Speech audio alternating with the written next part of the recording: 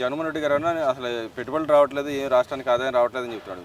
ఇంకో పక్కన ఏదైతే పెట్టుబడులు తీసుకొచ్చిన కంపెనీల మీద గురుమూర్తులు అంటే వాళ్ళ ఎంపీఏ కేసులు వేసిన పరిస్థితి, హైకోర్టు చివాట్లు పెట్టిన పరిస్థితి. దాన్ని ఎలా చూడొచ్చు అంటారు? గూగుల్ సంస్థకి సలహాలు కూడా ఇవ్వకూడదు అని చెప్పి మాట్లాడుతూ ఉన్నారు, వైజాగ్ భూములు ఇవ్వకూడదని మాట్లాడుతూ ఉన్నారు. దాన్ని ఎలా చూడొచ్చు అంటారు? ఇక్కడ ఏమంటే ఆంధ్ర రాష్ట్రం బాగుపడటం, నిరుద్యోగులకు ఉద్యోగాలు రావటం, పేదోళ్ళు బాగుపడటం జగన్మోహన్ రెడ్డికి ఇష్టం లేదండి.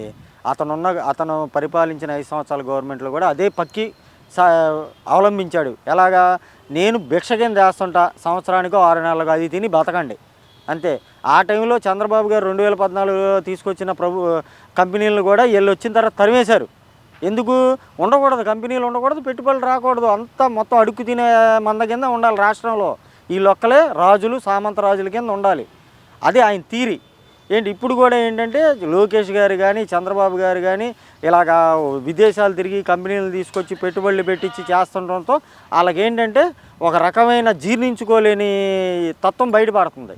దాంతో బయటోడు ఎవడు రావట్లే, నమ్మి కేసులు ఏమంటే ఎవడిగాడు మాకెందుకు వెళ్ళరా బాబా అంటున్నారు. అందుకని ఇక వాళ్ళ సొంత పార్టీ ఎంపీలతోనే వేపిస్తున్నాడు. అంటే ఇక్కడ మనం ఎంపీ స్థాయిలో ఉన్న వ్యక్తి రాష్ట్రానికి మేలు చేయాల్సిన పోయి ఇలా కీడు చేయటాన్ని ఎలా చూడుతుంటారు? మరి ఆయన ఏమైనా పెట్టుబడులు రావట్లేదని ఇలా ద్వంద్వ ప్రమాణాలు ఎందుకంటారు? రాష్ట్ర ప్రజల మీద వాళ్ళకి అంత మమకారం ఉందని మాట్లాడుతున్న వ్యక్తులు, రాష్ట్ర ప్రజలంటే మాకు ఇష్టం ఉన్న వ్యక్తులు ఇలా చేయటాన్ని ఎలా చూడొచ్చు అంటారు? ఏమంటే జగన్మోహన్ రెడ్డి హయాంలో 5 సంవత్సరాల పాలన రాష్ట్ర ప్రజల మీద మమకారం కాదు, ప్రజలకి గొడ్డుగారం పెట్టాడు కింద పైన. అది మమకారం అనమాకండి. వాళ్ళకేంటంటే వాళ్ళ పార్టీలో ఉన్న ఎంపీ స్థాయి అవ్వచ్చు, మంత్రి స్థాయి అవ్వచ్చు, ముఖ్యమంత్రి స్థాయి అవ్వచ్చు, అసలు వాళ్ళకి స్థాయి అంటే ఏంటో తెలియదు, ప్రజా సమస్యలు తెలియదు, ప్రజల గురించి తెలియదు, పరిపాలన అస్సలు తెలియదు. ఏదో గాలిలో ఎంపీలు అయిపోయారు అప్పట్లో. ఇప్పుడంటే ముక్కు చీతుకొని ఏదో నానా తిప్పలబడి ఏదో గెలిచారు. అంతే తప్పితే వాళ్ళకి ఒక స్థాయి కానీ, ఇది చేస్తే ప్రజల్లో ఏం చులకనవుతాం, ప్రజల్లో మంచి పేరు వస్తుందా చెడ్డ పేరు వస్తుందా అన్న అవగాహన కానీ ఏమీ లేదు. అక్కడ ఆడు చెబుతాడు, వీళ్ళు ఎదవలు ఇష్టం వచ్చినట్టు చేస్తారు. అంటే ఇక్కడ చంద్రబాబు నాయుడుకి లోకేష్ని జాకీ పెట్టి లేపుకున్నాడు, కొడుకాని బాబుకి లేపుతున్నాడు, ఇంకో పక్కన పవన్ కళ్యాణ్ ఇద్దరిని కలిసి లేపుతున్నాడు అంటారు. నిజంగానే వాళ్ళు జాకీలు లేపుకోవాల్సిన పరిస్థితులు ఉన్నారా, లేకపోతే రాష్ట్ర అభివృద్ధి కోసం కష్టపడతా ఉన్నారంటారు? ఇక్కడ ఏమీ లేదండి. ఇప్పుడు వీళ్ళ నాన్నని జాకీ పెట్టి బట్టి వెళ్ళిపోయాడు పైన. ఆ తర్వాత ఏమన్నాడు, రిలయన్స్ వాళ్ళు చంపేశారు మా నాన్న అన్నాడు. ఆ తర్వాత రిలయన్స్ వాళ్ళకి రాజ్యసభ ఇచ్చాడు. అంటే జాకీ పెట్టి మనోళ్ళు లేపుతాం, అది జాకీ పెట్టి లేపుతాం అంటే వీళ్ళకి జాకీలు అవసరం లేదు. ఆటోమేటిక్గా హైడ్రాలిక్స్ ఉంటాయి వీళ్ళకి. ఎక్కడ ప్రతిపక్షంలో ఉన్నా అలాగే లెగుతారు, అధికారం ఉన్నా అలాగే లెగుతారు, ప్రజల కోసమే పోరాడతారు, ప్రజల మధ్యలోనే ఉంటారు. వీళ్ళలాగా పరదాలు కట్టుకొని అధికారంలో ఉన్నప్పుడు పరదాలు కట్టుకొని చెట్లు కొట్టేసేసి పైనుంచి కాలుస్తారు, కింద నుంచి కాలుతారు, భయంగా తిరిగే అలవాటు వాళ్ళకి లేదు. వాళ్ళ ఫ్యామిలీకి, నందమూరి నారావంశానికి వాళ్ళంతా జెమ్స్ అనమాట. వాళ్ళ గురించి మాట్లాడటానికి అసలు వీడికి ఏ స్థాయి ఉందని మాట్లాడతాడు? అంటే అక్కడ ఆయన చెప్తా ఉన్నాడు, భజన చేసుకోవడం తప్పితే అక్కడ ఏం జరగలేదు, డ్యాన్సులు వేశారు అవసరం అని చెప్పి మాట్లాడుతూ ఉన్నాడుగా.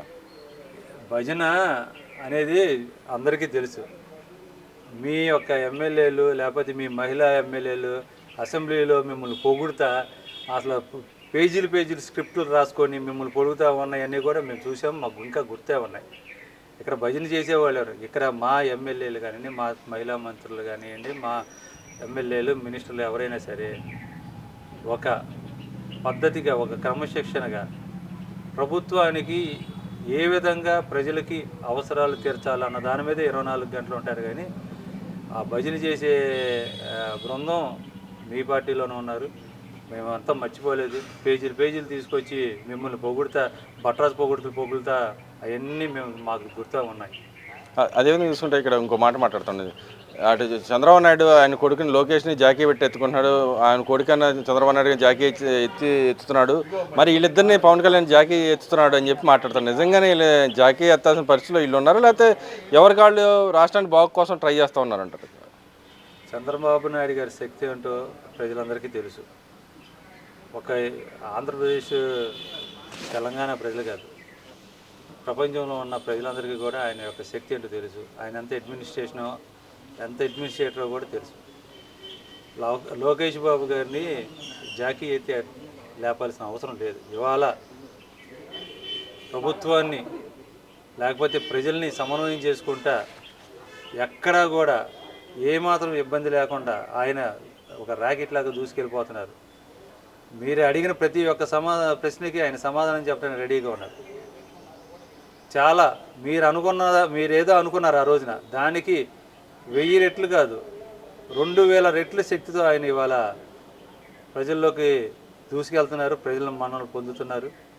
అలాగే పవన్ కళ్యాణ్ గారు కూడా ఆయన ఉన్న శాఖకు సంబంధించి మిగతా విషయాలకు సంబంధించి ఒక ముగ్గురు కలిసి ఒక తాటి మీద నిలబడి కేవలం రాష్ట్ర ప్రజల యొక్క సంక్షేమం కోసం, రాష్ట్ర ప్రజల యొక్క అభివృద్ధి కోసం, రాష్ట్ర అభివృద్ధి కోసం కష్టపడతారు. ఇక్కడ ఎవరిని జాకీలు ఎత్తి లేపాల్సిన అవసరం లేదు. ముందు మీ ఎమ్మెల్యేలను లేకపోతే మీరు జాకీలు ఎత్తుకుంటారో లేకపోతే ల్యాడర్లు పట్టుకొని పైకి లేపుకొస్తారో అది మీరు ఆలోచించుకోవాల్సిన విషయం. మరి అదేవిధంగా ఉప ప్రధానిగా పదవిగా వెళ్ళబోతున్నాడు. ఈ రాష్ట్ర ప్రజలే అసలు ఇబ్బంది పడుతున్నప్పుడు ఇంక దేశంలోకి వెళ్ళి ఈయన ఏం చేస్తాడు? చంద్రబాబు నాయుడు ఉప ప్రధాని అవసరం లేదన్నట్టు మాట్లాడుతున్నాను. ఎలా చూడొచ్చుంటారు? ఉప ప్రధాని అని అవ్వటానికి అవకాశం ఉన్న వ్యక్తి అని మీడియాలో వచ్చింది, కానీ ఎవరు ఎక్కడ కూడా అంటే సోషల్ మీడియా, టీడీపీ సోషల్ మీడియాలో మాట్లాడుతున్నారని టీడీపీ సోషల్ మీడియాలో వచ్చింది అన్నారు. ఇప్పుడు ఉప ప్రధాని అవ్వటము అవ్వకపోవటం అనేది తర్వాత సంగతి. ప్రస్తుతం ఉన్న పరిస్థితుల్లో మీరు 20 సంవత్సరాలు వెనక్కి తీసుకెళ్ళిపోయిన రాజధాని ప్రాంతాన్ని మళ్ళా ముందుకు తీసుకొచ్చే ప్రయత్నంలో చంద్రబాబు నాయుడు గారు ఉన్నారు. దేశ ప్రజలకి ఆయన స్ట్రెంగ్త్ ఏంటో తెలుసు. ఇండియాలో ఉన్న ప్రతి ఒక్కరికి ఆయన స్ట్రెంగ్త్ ఏంటో తెలుసు. ఒకప్పుడు ఢిల్లీలో ఆయన చక్రం తిప్పిన విధానం కూడా అందరికీ తెలుసు. ఒకవేళ మీకు తెలియకపోతే మళ్ళా వెనక్కి వెళ్ళి వీడియోలో అవన్నీ ఉంటాయి, వెనకాల రిపోర్ట్స్ ఉంటాయి, అవన్నీ కూడా చూసుకోవాలి. ఈ కూటమి ప్రభుత్వం వచ్చిన తర్వాత ఎంఎస్ఎంఈ లోన్లు కూడా వాళ్ళ సొంతానికి వాడుకున్నారు, నిధులు మళ్ళీ చేసుకున్నారు. మహిళలకు ఇవ్వాల్సిన లోన్లు కానీ, మహిళలకు ఇవ్వాల్సిన సబ్సిడీ లోన్స్ కానీ అన్నీ కూడా వాళ్ళ సొంతానికి వాడుకున్నారని చెప్పి అంటా ఉన్నారు కదా. అసలు జగన్మోహన్ రెడ్డి హయాంలో ఎంఎస్ఎంఈలు మొత్తం చచ్చిపోయాయి. అంటే దాదాపు పరిశ్రమలు మూతపడిపోయినాయి. ఎక్కడ ఎటువంటి బ్యాంకులు పట్టించుకునే వాళ్ళు లేరంటే బ్యాంకులు ప్రజల్ని పట్టించుకునే వ్యవస్థ లేదు. అప్పట్లో లోకల్గా ఉన్నటువంటి వాళ్ళు లేదంటే స్థానికంగా ఉన్నటువంటి పరిశ్రమలకు సంబంధించినటువంటి అధికారులు కూడా రాష్ట్రం సంబంధించిన వాళ్ళు ఎవరూ పట్టించుకోలేదు. మహిళలు కేవలం ఆయన ఏమనుకున్నాడు, నేను బటన్ నొక్కుతున్నాను డబ్బులు వస్తున్నాయని చెప్పి అనుకున్నాడు తప్పితే మహిళల్లో ఉన్నటువంటి శక్తి సామర్థ్యాలు వాటిని బయటికి తీసి వారు స్వయం ఉపాధి పెంచుకునే విధంగా ఏ రోజున కూడా జగన్మోహన్ రెడ్డి పాలన ఆసరాన్ని ఇచ్చింది లేదు. మా ప్రభుత్వంలో మొన్న కూడా సెల్ఫ్ హెల్ప్ గ్రూప్స్కి ఒక పక్క కేంద్ర ప్రభుత్వం చూస్తున్నాము ఎంతటి సహకారాన్ని అందిస్తుందో, అలానే రాష్ట్ర ప్రభుత్వం కూడా మొన్న సెల్ఫ్ హెల్ప్ గ్రూప్స్కి కానీ, డ్వాక్రా గ్రూప్స్కి కానివ్వండి, మహిళలకు కానీ ఎన్నో రకాల ప్రోత్సాహకాలను అందిస్తున్నాము. ఇప్పుడు ఏంటంటే మహిళలు ముఖ్యంగా వాళ్ళలో ఉన్నటువంటి స్కిల్ డెవలప్మెంట్కి ఎంత ప్రాధాన్యత ఇస్తున్నామో మనకు తెలుసు మా ప్రభుత్వము. అట్లాగా మనలో ఉన్నటువంటి మహిళల్లో ఉన్నటువంటి స్కిల్స్ పెంచుకోవడము, దానికి తగినటువంటి ప్రోత్సాహకాలను తీసుకొని స్వయం ఉపాధి పెంచుకోవడం అనేది మా ప్రభుత్వంలో జరుగుతుంది. ఎంఎస్ఎంఈలు మళ్ళీ చాలా తిరిగి ప్రారంభం అవుతున్నాయి. కొత్త వాళ్ళు కూడా మంచి బిజినెస్లు పెట్టుకున్నారు, చిన్నైనా ఏదైనా సరే పెట్టుకుంటున్నారు. అసలు పెద్ద పరిశ్రమలు లాంటివి కేలాంటివన్నీ పరిగెత్తి పారిపోయేలా చేసిన ఘనత జగన్మోహన్ రెడ్డిది. ఇంకా వాళ్ళ పరిశ్రమల గురించి మాట్లాడడం అంటే ఇంకేదో ఎవరు పట్టించుకోవట్లేదు అసలు. అంటే వాళ్ళ రాజకీయ అస్తిత్వాన్ని కాపాడుకోవడం కోసము ప్రజలు వాళ్ళు మర్చిపోతున్నారు. ఆ మర్చిపోతున్నటువంటి ప్రజలకి మేము ఉన్నాము అని చెప్పని అనుకోవడం కోసమని లేనిపోని నిందలు కూటమి ప్రభుత్వం పైన వేస్తున్నారు. అంటే లేనిపోని నిందలు ఉన్నాయి కదా. ఇప్పుడు ఈ చూసుకుంటే కానీ ప్రతి విషయంలో కూడా ఏం జరిగినా కానీ శంకుస్థాపన చేసినా అది మేమేం చేసాము, ఒక అభివృద్ధి చేసినా అది మేమే చేసామని చెప్పి అన్ని అబద్ధాలు చెప్తున్న పరిస్థితి. కానీ ఎందుకు కూటమి ప్రభుత్వం వాళ్ళ మీద యాక్షన్ తీసుకోలేకపోతున్నారు? ఒకటి, ఇప్పుడు కూటమి ప్రభుత్వం యాక్షన్ తీసుకోకపోవడం అని కాదండి, ప్రజలు తీర్పునిచ్చేశారు కదా. ఇది ప్రజాస్వామ్యం ఉన్నాము, మనకి ఎన్నికలు ఉన్నాయి. వాళ్ళ అవతల పక్క ఇప్పుడు మొన్న జగన్మోహన్ రెడ్డి ఏమంటారు, ఆయన అబాస్పాలు అవుతున్నాడు. పీపీపీ విధానం అని చెప్పని అన్నారు, దాంట్లో అబాస్పాలు అయిపోయాడు. మొన్న వచ్చినటువంటి గూగుల్కి సంబంధించిన, విశాఖలో గూగుల్కి సంబంధించి వచ్చింది. ఆ సుందర్ పిచాయ్ చెప్పారు ఎవరి హయాంలో వచ్చాము అని చెప్పని. అదాని గురించి అని మాట్లాడాడు. అదాని వెంటనే తెల్లారి ట్వీట్ పెట్టారు, చంద్రబాబు నాయుడు గారి హయాంలోనే జరిగింది, అంటే ఫస్ట్ ఎన్డీఏ కూటమి పాలనలో ఉన్నప్పుడు అని చెప్పని. ఇలా వీళ్ళకి ఏంటంటే ఒకటి, జగన్మోహన్ రెడ్డి గారికి ఆయన 5 సంవత్సరాలు పాలన చేసినప్పుడు రాజమందిరంలో కూర్చున్నాడు తప్పితే పరదాలు కట్టుకొని బయటకు వచ్చి వాస్తవంగా అసలు తన పాలన ఎలా ఉంది, ఏం అభివృద్ధి జరుగుతుంది అనేది పట్టించుకోవాలా. ఆయన అనుచరులేమో దందాలు చేసుకుంటూ పూర్తి అక్రమంగా ఇసుక మైనింగ్లు అనుకోండి, ఇంకా ప్రతి ఒక్కటి ఆఖరికి పరిశ్రమల నుంచి కూడా అవినీతికి వాళ్ళు బెదిరి అంటే లంచాలు తీసుకునే విధంగా వాళ్ళు పారిపోయేలాగా చేశారు. ఆయనకి ఏం తెలుసు అసలు పరిశ్రమ అంటే ఏంటి, వాళ్ళకి ఎట్లా మాట్లాడాలి, లేకపోతే వాళ్ళకి ఏం కావాలనేది ఆయనకి ఏం తెలియదు. ఇప్పుడు అందుకని ఏం చేస్తున్నాడు, క్రెడిట్ చోరీ చేస్తున్నాడు. అంటే ఏదైతే అంతకుముందు ఉన్నటువంటి కూటమి ప్రభుత్వంలో శంకుస్థాపనలు జరిగినాయో ఇప్పుడు మళ్ళీ మా కూటమి ప్రభుత్వం వచ్చిన తర్వాత నమ్మకంతో వాళ్ళు ముందుకు వస్తున్నారు. కొత్త కంపెనీలు కూడా ఇప్పుడు క్రెడిట్ చోరీ చేస్తున్నాడు. ఎందుకంటే ఆయన చేసింది ఏం లేదు కదా. ఆ క్రెడిట్ చోరీని నమ్మలేదు కాబట్టి ఆయన పాలన 5 సంవత్సరాలు ఇచ్చినప్పుడు ఏం చేయలేదు. అది ప్రజలు గుర్తించారు కాబట్టి వాళ్ళు పక్కన పెట్టారు. ఇప్పుడు కూడా ఆయన పరువు ఆయన తీసుకుంటున్నారు. మా ప్రభుత్వం అంటారా లీగల్గా అంటే ఏదైనా నిజంగానే ప్రభుత్వం వరకు వచ్చి ఈ నిందలు రాజకీయాల్లో కొంచెం సహజంగా, ఎందుకంటే ప్రజలు గమనిస్తున్నారు కదా, ప్రజలే మా ఓటర్లు మా దేవుళ్ళు అనుకుంటాం కాబట్టి ప్రభుత్వము ఇప్పుడు వాళ్ళు కల్తీ లిక్కర్ వచ్చింది చర్యలు తీసుకుంటున్నాము, కల్తీ లడ్డు విషయం వచ్చింది, అసలు సింథటిక్ లడ్డు సింథటిక్ నెయ్యి వచ్చింది చర్యలు తీసుకుంటున్నాము. ఇలా ఏదైతే అక్రమాలు ఉన్నాయో వాటిని తీస్తున్నాము, మిగతాదంతా మేము ప్రజలకి వదిలేసాము, ఎందుకంటే వారే సరైనటువంటి జడ్జిమెంట్ ఇస్తారు. అంటే చూసుకుంటే కనుక పరిపాలన విషయంలో చూసుకుంటే కనుక ఇటు రాష్ట్రంలో కూటమి ప్రభుత్వం బీజేపీకి, జనసేన, టీడీపీ కావచ్చు, అటు చూస్తుంటే కేంద్రంలో నరేంద్ర మోడీ గారు ఈ ముగ్గురు కలిసి మన రాష్ట్రాన్ని ఏ విధంగా ముందుకు తీసుకెళ్ళబోతా ఉన్నారు? వికసిత భారత్ వికసిత ఆంధ్రప్రదేశ్ అనేది అయితే మేము లక్ష్యంగా పెట్టుకున్నామో అది మనము ఆ ఫ్రూట్స్ని కూడా అంటే ఫలితాలను చూస్తున్నాము. గడిచిన 18-19 నెలల్లోనే ఆంధ్రప్రదేశ్ రాష్ట్రానికి దగ్గర 5 లక్షల కోట్లకు పైగా కూడా కేంద్రం నుంచి సహాయ సహకారాలు అందాయి. మనం అన్నీ కూడా మళ్ళీ కొత్త పరిశ్రమలు వస్తున్నాయి, అటు స్కిల్ డెవలప్మెంట్ కానివ్వండి, ఇటు ఎంప్లాయ్మెంట్ కానివ్వండి, లేదంటే సంక్షేమ పథకాల గురించి కానివ్వండి, పెద్ద ఎత్తున కూడా డబుల్ ఇంజన్ సర్కార్ ప్రభుత్వం లాగా ఆంధ్రప్రదేశ్లో ఇక్కడ జరుగుతుంది. మొన్న పోయిన సంవత్సరం బడ్జెట్లో చూస్తే కేంద్ర బడ్జెట్లో 4% బడ్జెట్ ఆంధ్రప్రదేశ్కి కేటాయించడం జరిగింది. మనం ఈరోజు చూస్తున్నాం రాజధాని ఎంత ఫాస్ట్గా కన్స్ట్రక్షన్ జరుగుతున్నాయి, పోలవరం ఏ విధంగా ముందుకెళ్తుంది, ఇంకా చాలా విషయాలు ఉన్నాయి. అంటే దగ్గర 2 లక్షల కోట్ల హైడ్రోజన్ గ్రీన్ ప్లాంట్కి మన శంకుస్థాపన జరగడం, అభివృద్ధి అనేది చూస్తున్నాం. ఒక పక్క సంక్షేమం, ఇంకొక పక్క అభివృద్ధి. ఈ రెండింటికి సంబంధించి ఆంధ్రప్రదేశ్ రాష్ట్ర అభివృద్ధికి నరేంద్ర మోదీ గారు కట్టుబడి ఉన్నాం. బీజేపీ అన్ని రకాలు కూడా సహాయ సహకారాలు అందిస్తున్నాం. ఇక్కడ ఉన్నటువంటి రాష్ట్ర నాయకత్వం కూడా దాన్ని బాగా ముందు తీసుకుని పోతుంది. అసెంబ్లీ సాక్షిగా అబద్ధాలు చెబుతా అన్నారు, రెవెన్యూ లోటు ఎంత ఉన్నా కూడా తక్కువ చేసి చూపించారు.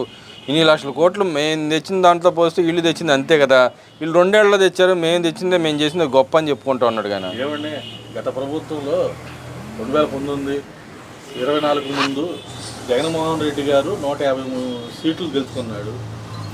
చంద్రబాబు గారు 21 సీట్లు గెలుచుకుంది. అయినా కూడా వీరోచితంగా అన్ని సెషన్లో, అసెంబ్లీ సెషన్లో పాల్గొని వాళ్ళు అడిగిన ప్రతి ప్రశ్నకి, వాళ్ళు చేసే పరిధానికి చంద్రబాబు గారికి కౌంటర్ ఇస్తారు.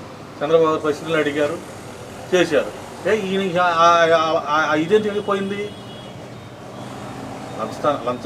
లంచగుండి వ్యాపారాలన్నీ దోచుకున్నారు, లక్షల కోట్లు దోచుకుని ఇసుక మీద, భూమి మీద, అన్నిటి మీద అన్ని వనరులను దోచుకున్నారు. కాబట్టి ఎన్ని అడుగుతారో ఎండగడతారన్న భయంతోనే అసెంబ్లీకి వెళ్ళకుండా కూర్చుని ఇవాళ ఏదో ఉత్తుత్తి కవర్లు చూస్తున్నాడు. అంటే 16 ఏళ్ళ నుంచి నికార్సైన నాయకుడు, ప్రజలు ఉన్న నాయకుడు అడిగి కాగు రిపోర్ట్ ఇచ్చింది, నేను ఇచ్చింది ఒకటే. ఆ రిపోర్ట్ మీద మీరు ఎందుకు మాట్లాడకపోతున్నారు? కాగులో కూడా అదే చెప్పింది, నేను చెప్పింది రైట్ అని మాట్లాడుతూ ఉన్నాను. కాగు రిపోర్ట్ ఇచ్చింది, లేకపోతే ఇంకో రిపోర్ట్ ఇచ్చిన అసెంబ్లీలో వెళ్ళి మాట్లాడాలి. కానీ ఇవాళ ఇక్కడ రోడ్డు మీద కూర్చొని ఎక్కడో 4 గోళ్ళ మీద కూర్చొని మాట్లాడతాం ఏంటండి? అసెంబ్లీలో కూర్చొని మాట్లాడితే దేశం మొత్తం చూసేది. ఇవాళ ఎవడో ఏదో బురదలతాకి చంద్రబాబు నాయుడు గారికి మంచి అవకాశం వస్తుంది, లేకపోతే దేశంలో ఒక మంచి ఉన్నతమైన స్థానానికి వెళ్ళబోతున్నాడు అని ఈర్ష్యతో కడుపుతో మాట్లాడుతున్నాడు. కానీ ప్రజల మీద ప్రేమతో కాదు, ప్రజల మీద ప్రేమతో ఉంటే అసెంబ్లీలోనే వెళ్ళి అక్కడ ఉన్న 11 ఎమ్మెల్యేలైనా వెళ్ళి సెషన్ అన్నింటిలో కూడా కూర్చొని మాట్లాడేవాడు, పిరికి బందలా పారిపోయేవాడు కాదు. ఇవాళ మీద బురదలతాకి ఆయనకి ఏదో వచ్చే మైలేజ్ని చెడగొడతాకి ఇవన్నీ ప్రెస్ పెట్టి అబద్ధాలు సృష్టిస్తుంది తప్ప ఇంకోటి అయితే కాదు. అది ప్రజలు అసలు విశ్వసించడం, ఆయన నమ్మే పరిస్థితే లేదు. అంటే ఇక్కడ పరకామణి కేసులో వెనకాల ఉన్నంతా వీళ్ళే నాయకులే ఉన్నారు. అంత పెద్ద 70,000 దాంట్లో ఇంత రాద్ధాంతం చేశారు. ఇప్పుడు ₹1,00,00,000 పైన దొంగతనం చేసినా కూడా దాన్ని ఏం పట్టించుకోవట్లేదు. ఇదంతా కూటమి ప్రభుత్వం కుట్రతోనే పరకామణి చోరీ కేసింది వాళ్ళే అని చెప్పి మాట్లాడుతూ ఉన్నారు కదా. పింకి డ్యామండ్ గత ప్రభుత్వంలో అప్పుడు కూడా ఎలాగే ఎలిగేషన్ తెచ్చారు. పింకి డ్యామండ్ ఏమైంది, చంద్రబాబు గారి ఇంట్లో ఉందని. ఈయన అధికారంలోకి వచ్చిందా పింకి డ్యామండ్ ఇంట్లోకి వచ్చిందా? పరకామణి కేసులో ఆస్తులు రాపించుకున్నది ఎవరు ప్రభుత్వం రాపించుకున్నారు? ప్రజలంతా చూశారు. అంటే దాన్ని కూడా ఆయన గొప్పగా చెప్పుకుంటున్నాం, మేము రాపించాం, వీళ్ళు అసలు ఏం రాపిలేపారు, వెనకాల నుండి సపోర్ట్. కేసు రాజీ చేసుకుని రాపించుకోవటం ఏంటండి? వీళ్ళు రాపించుకోవడం వీళ్ళు ఎవడండి? కేసు కోర్టులో ఉన్నప్పుడు కేసు కట్టేసేసి కోర్టులో అతను ఆస్తులు జప్తు చేస్తారు, అంత దెబ్బేసాడు, అసలు మొత్తం అంతా ఎంక్వైరీ చేసి లాగుతారు. వీళ్ళు రాజీ అయిపోయి వీళ్ళు సగం రాపించుకుని కొంత ముట్ట చెబుతారా? వీళ్ళు సొంత ఇంకా చేసుకోవటానికి వీళ్ళు ఎవరండి అసలు? అది ప్రజల సొమ్ము, ప్రజలు దేవుడి సొమ్ము అసలు. అంటే మీరు ఆ మాట అంటున్నారు, కానీ మరి మీరేం చేశారని చెప్పి అడుగుతున్నాడు. కానీ ఇప్పుడు చట్ట ప్రకారం వెళ్తున్నారు, ఎవడో ఏం చేసాడో మొత్తం బయట తీస్తున్నారు కదండి. టీటీడీలో మొత్తం ప్రక్షాళన జరుగుతుంది కదా. ఎన్ని కూడా జరగబట్టే అంత చైర్మన్ కావచ్చు, ప్రభుత్వం కావచ్చు, అంతా కూడా టీటీడీ దేవస్థానంలో ప్రక్షాళన జరుగుతుంది. ప్రతి ఒక్కరి దేవుడి మీద నమ్మకాన్ని వాళ్ళు బొమ్ము చేశారు. కానీ ఈ ప్రభుత్వం దేవుడంటే కలియుగ దైవం వెంకటేశ్వర స్వామి, ఆయన మనోభావాలు దెబ్బతినకోకుండా, ఏ చిన్న పొరపాటు జరగకోకుండా ఎవడైనా సరే తనవాడు తప్పు చేసినా కూడా శిక్ష పడేదిలాగా చేస్తున్నారు. అంతేగాని వీళ్ళకలాగా చీకట ఒప్పందాలు చేసుకుని ఆస్తులు రాపిచ్చేసుకోవాలి. మరి ఇక్కడ చూసుకుంటే బుగ్గన రాజప్రసాద్ గారు అంటున్నారు, అన్ని అబద్ధాలు చెప్పారు, అసెంబ్లీ సాక్షిగా వీళ్ళు అబద్ధాలు చెప్పారు తప్పితే ఏం లేదు, నా మీద రిలేషన్ చేద్దామని చూశారు, నా కార్యకర్తలు చేస్తే నాకేం సంబంధం అని చెప్పి మాట్లాడుతున్నారు. అసైన్డ్ ల్యాండ్ గవర్నమెంట్ సంబంధించిన అయితే వీళ్ళ కార్యకర్తలు తీసుకున్నారని చెప్పి 2022 నుంచి ఉన్న దాన్ని వీళ్ళ అన్యాయంలో ఎలా సొంతం చేసుకున్నారంటారు? దొరికితే దొంగ, దొరకపోతే దొర, వాళ్ళంతా కూడా అలాగే చేశారు. యుద్ధం చేశారు, రాజకీయం చేశారు. మొత్తం ఎక్కడెక్కడ ఉన్నాయో ప్రభుత్వం భూములు, దేవాలయ భూములు అన్నీ కూడా దోచుకున్నారు. కూడా ఎక్కడ పోయింది? చిత్తూరు జిల్లాలో ఆయన పెద్దిరెడ్డి గారు చేసిన భూదందా ఎంత బయటికి లాగారు. అలాగే ప్రతి ఒక్కరిది ఉంది స్టోరీ. అన్నీ కూడా బయటకు వచ్చిన తర్వాత ఎవరు ప్రత్యర్థులు కాదు, అందరూ కూడా శిక్ష, కోర్టులు మన చుట్టాలు కాదు, కోర్టులు శిక్షిస్తాయి. మన కోర్టుల మీద మన నమ్మకం ఉంది. ఖచ్చితంగా వాళ్ళు తప్పు చేసిన వాళ్ళందరూ శిక్ష పడుతుంది. అంటే ఎంఎస్ఎంఈ లోన్లో కూడా ఈ ప్రభుత్వం ఆడేసుకుంది, ప్రజలకు అందివ్వకుండా వాళ్ళకని చెప్పి వాళ్ళు ఎలిగేట్ చేస్తున్న పరిస్థితి. వాళ్ళు పర్టికులర్గా ఏం చేస్తున్నారంటే జరిగినవన్నీ కూడా అబద్ధాలు, ఇవి వాస్తవాలు కాదని చెప్పి వాళ్ళు ప్రతి విషయంలో సోషల్ మీడియా కానివ్వండి, లేదంటే న్యూస్ ఛానల్లో కానివ్వండి, పేపర్లో కానివ్వండి, ఇదే చెప్తున్న పరిస్థితి. దీన్ని మీరు ఎందుకు విమర్శించలేకపోతారు? జరిగిన వాస్తవాలా కావా అనేది మీరు నేను మాట్లాడుకునే కన్నా ప్రజలు మాట్లాడుకోవాలి, ప్రజలే మాట్లాడుకోవాలి. ప్రజలకు ఏం చెప్తున్నారంటే అన్ని అవాస్తవాలు చెప్తున్నారు. వాళ్ళకి తెలుసు కదండి, మీరు ఒక అబద్ధం నాకు చెప్తారు, అది అబద్ధమా నిజమా అని తెలియనంత పిచ్చివాళ్ళు ఇదివరకు ఇట్లా కాదు. ఇప్పుడు 90 ఏళ్ల పెద్ద ఆవిడని పట్టుకున్నా కానీ ఆవిడ రాజకీయం అంటే ఏంటి, ఏం జరుగుతుంది, పరిపాలన ఏంటి, అసలు మనం ఎక్కడున్నాం అనేది కూడా చెప్తున్నారు. అలా అవేర్నెస్ పెరిగిపోయింది జనంలో. దాని గురించి మనం చర్చించుకోవడానికి కూడా ఏముంటుంది. అంటే అబద్ధం అనేది త్వరగా స్ప్రెడ్ అవుతుంది, నిజం అనేది నిదానంగా ఉంటుంది. అంతే తప్ప దీనికి భయపడి వాళ్ళు అలా స్ప్రెడ్ చేస్తున్నారు. ఇలా పరిపాలన అనేది ప్రజలకు పూర్తిగా అవగాహన అయిపోయింది. అంటే పరిపాలన పూర్తిగా ప్రజలకు అర్థమైంది అంటున్నారు. కానీ చాలా వరకు లోతుగా చూసుకుంటే కూడా, లో క్యాడర్లో చూసుకుంటే కనుక ఇంకా వాళ్ళు ఈ వైసీపీ సపోర్ట్గా జనాలు ఇంకా ఎక్కువ ఉన్నారు. దాడులు జరుగుతున్నా కానీ, వాళ్ళ వర్గాల మీద దాడులు జరుగుతున్నా కానీ ఎందుకు వాళ్ళకి ఎక్కువ సపోర్ట్ చేస్తూ ఉన్నారంట. దాడి అనేది వాళ్ళు మాట్లాడటానికి అర్హత లేదండి. ఆ దాడికి చాలామంది గురైపోయిన వాళ్ళు ఉన్నారు. అంటే కూటమి ప్రభుత్వం సామరస్యంగా వెళ్తే ఎంత దాడులు జరుగుతాయో ఇప్పుడు ప్రభుత్వంలో మనం ఉన్నా సరే దాడి ఎంత ఉంటుందో మనకు తెలుసు. వీళ్ళు కూడా అంటే అమ్మవారు సైతం త్రిశూలం పట్టుకొని ఇది చేసిందండి. అలాంటప్పుడు మన మనుషులు మనం ఎవరైనా నా మీద దాడి చేస్తే నేను ప్రతి దాడి ఖచ్చితంగా చేస్తాను కదా, అలా అని నన్ను చంపేయండి అని నేను చెప్పను కదా. ఇప్పుడు జరుగుతుంది కూడా అంతే. దాడి అని కాదు, దాని చట్టపరమైన ఇదిగా వెళ్తున్నాం. అంటే కూటమి ప్రభుత్వంలో వచ్చినప్పటి నుంచి అటు కేంద్రం నుంచి కానీ ఇటు కూటమి ప్రభుత్వంలో ఉన్న కానీ పరిపాలన ఏ విధంగా ముందుకెళ్తుంటారు? పరిపాలన చాలా బాగుందండి. పరిపాలన గురించి అసలు ఎక్కడ ఏ ఇది లేదు. ఈ ప్రభుత్వం వచ్చిన 2 సంవత్సరాల్లోనే ఇంత బాగా రోడ్లు వేయటం కానివ్వండి, చిన్న చిన్న సమస్యలు కానివ్వండి, ప్రతిదీ ఎక్కడికక్కడ మన హోంమంత్రి గారి పర్యవేక్షణలో జరుగుతున్న అన్యాయాలు కానివ్వండి, మన డిప్యూటీ సీఎం పవన్ కళ్యాణ్ గారి నేతృత్వంలో రోడ్లు వేయటం, పంచాయతీలు చూసుకోవటం, అది కానివ్వండి, మన చంద్రబాబు నాయుడు గారు మొత్తం రాష్ట్రం మీద ఒక అవగాహనతో ఆయన రాష్ట్రం పట్ల చూస్తున్న శ్రద్ధ కానివ్వండి, ఎక్కడ ఏ లోటు లేదండి. అందరం ప్రశాంతంగా ఉన్నాం. కేంద్ర నిధులతో అందరం హ్యాపీగా ఉన్నాం. అంటే ఇటు చూసుకుంటే కానీ నారా చంద్రబాబు నాయుడు గారు ఐటీ డిపార్ట్మెంట్ చాలా డెవలప్మెంట్ చేస్తూ ఉన్నారు. దాని తోడు కేంద్రం నుంచి కూడా నరేంద్ర మోడీ గారు బాబుగా సపోర్ట్ చేస్తూ ఉన్నారు. ఇటు లోకేష్ గారు కూడా ప్రతి ఒక్క దేశం వెళ్ళి రాష్ట్రంలో పెట్టుబడి పెట్టండి అని వాళ్ళని అడుగుతున్న పరిస్థితి. సో వీళ్ళ ముగ్గురు కోఆర్డినేషన్, అటు జనసేన కానివ్వండి, టీడీపీ కానీ, ఇటు బీజేపీ కానివ్వండి, ఎట్లా ముందుకు వెళ్తుందంటారు? త్రిమూర్తుల దీవెనల కింద ఉన్నామని చెప్తానండి. 3 శక్తులు కలిస్తే ఎలా ఉంటాయో ఈ ముగ్గురు పరిపాలనలో ఆంధ్రప్రదేశ్ ప్రభుత్వం అలా ఉంది. అంటే ప్రపంచమంతా ఒక్కసారిగా ఆంధ్రప్రదేశ్ వైపు, ఇండియా వైపు